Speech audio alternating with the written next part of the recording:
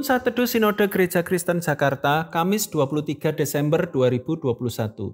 Hidup atau mati, Filipi pasal 1 ayat 12-26.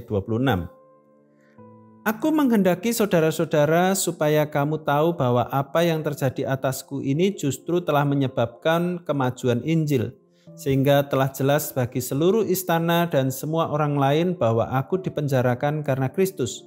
Dan kebanyakan saudara dalam Tuhan telah beroleh kepercayaan karena pemenjaraanku untuk bertambah berani berkata-kata tentang firman Allah dengan tidak takut.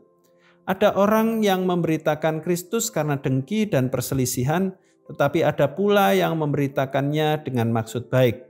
Mereka ini memberitakan Kristus karena kasih, sebab mereka tahu bahwa aku ada di sini untuk membela Injil. Tetapi yang lain karena kepentingan sendiri dan dengan maksud yang tidak ikhlas, sangkanya dengan demikian mereka memperberat bebanku dalam penjara.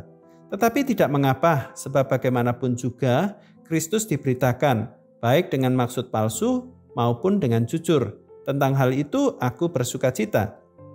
Dan aku akan tetap bersukacita, karena aku tahu bahwa kesudahan semuanya ini ialah keselamatanku oleh doamu dan pertolongan Roh Yesus Kristus. Sebab yang sangat kurindukan dan kuharapkan ialah bahwa aku dalam segala hal tidak akan beroleh malu, melainkan seperti sedia kala, demikian pun sekarang, Kristus dengan nyata dimuliakan di dalam tubuhku, baik oleh hidupku maupun oleh matiku.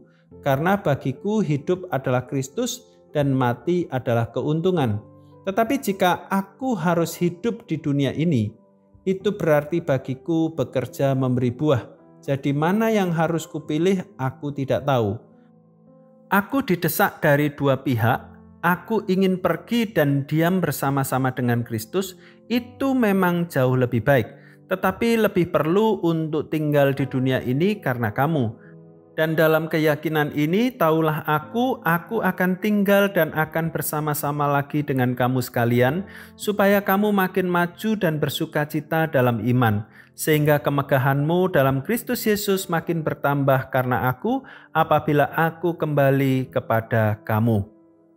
Rasul Paulus mengatakan bahwa karena bagiku hidup adalah Kristus dan mati adalah keuntungan. Pernyataan Paulus ini dapat membuat kita menggelengkan kepala. Kita bisa merasa takjub atau menganggapnya tidak waras. Tidak banyak manusia di dunia ini yang mengharapkan kematian dirinya sendiri. Pada umumnya orang sangat menghindari kematian. Berapapun dana yang harus disiapkan untuk mempertahankan nyawa seseorang, niscaya akan diupayakan. Secara manusiawi, jika boleh memilih, maka Paulus lebih senang untuk mati dan diam bersama dengan Kristus. Cinta Paulus kepada Kristus begitu besar. Paulus rindu bertemu dengan Kristus secara pribadi, namun di sisi lain Paulus juga sadar bahwa hidupnya di dunia ini memiliki peran dan tanggung jawab yang besar.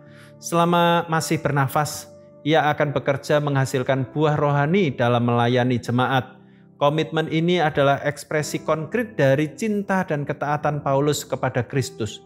Cinta dan komitmen Paulus terlihat dari bagaimana ia memandang segala sesuatu dari sudut pandang Kristus. Hidup yang dimiliki Paulus adalah hidup yang sungguh berarti. Cintanya kepada Kristus adalah kunci dari sikap mental dan cara pandang Paulus, sehingga Paulus tetap setia melayani di tengah deraan kesulitan hidup.